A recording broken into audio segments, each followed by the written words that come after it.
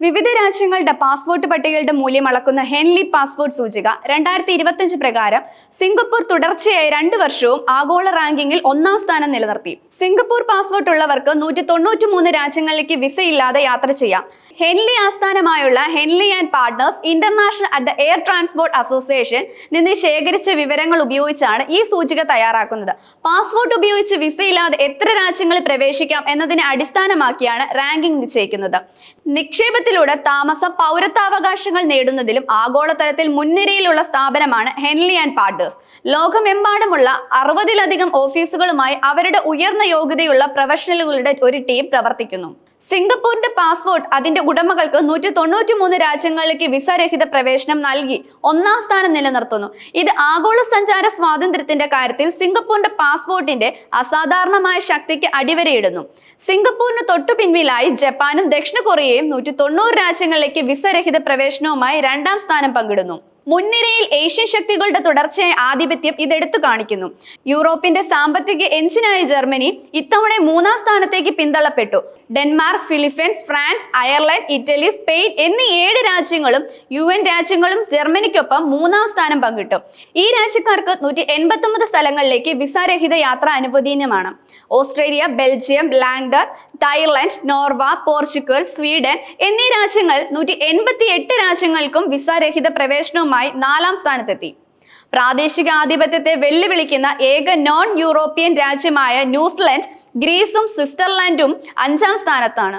Schengen രാജ്യങ്ങളിലേക്കുള്ള പ്രവേശനവും ശക്തമായ നയതന്ത്ര ബന്ധങ്ങളും കാരണം ആഗോളതലത്തിൽ 28 യൂറോപ്യൻ രാജ്യങ്ങൾ മികച്ച 10 സ്ഥാനങ്ങളിലേക്ക് ഇടം നേടിയത് ശ്രദ്ധേയമാണ്. 2014 1-ാം സ്ഥാനത്തിരുന്ന അമേരിക്ക ഈ വർഷം 10-ാം സ്ഥാനത്തേക്ക് പിന്തള്ളപ്പെട്ടു. ഇത് സൂചികയുടെ 20 വർഷത്തെ ചരിത്രത്തിൽ ഏറ്റവും താഴ്ന്ന സ്ഥാനമാണ്.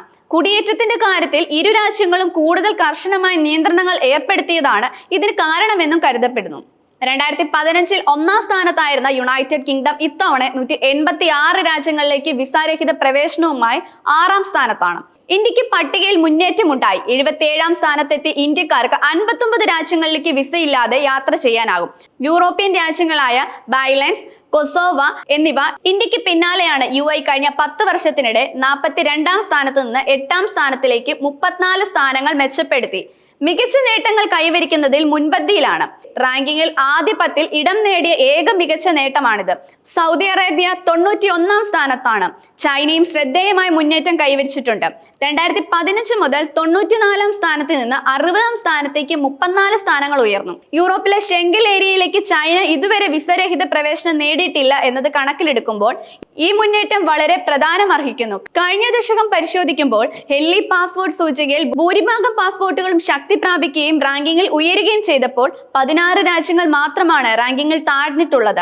ഏറ്റവും വലിയ ഇടിവ് വെനിസ്ഡേയിലെ 30-ാം സ്ഥാനത്തും 45-ാം സ്ഥാനത്തേക്ക് 15 സ്ഥാനങ്ങൾ താഴ്ന്നു. US, UK, കാനഡ എന്നിവയാണ് പിന്നോട്ട് പോയ മറ്റു പ്രധാന രാജ്യങ്ങൾ. മൊത്തം 227 രാജ്യങ്ങളെയാണ് ഈ പട്ടികയിൽ ഉൾപ്പെടുത്തിയിട്ടുള്ളത്.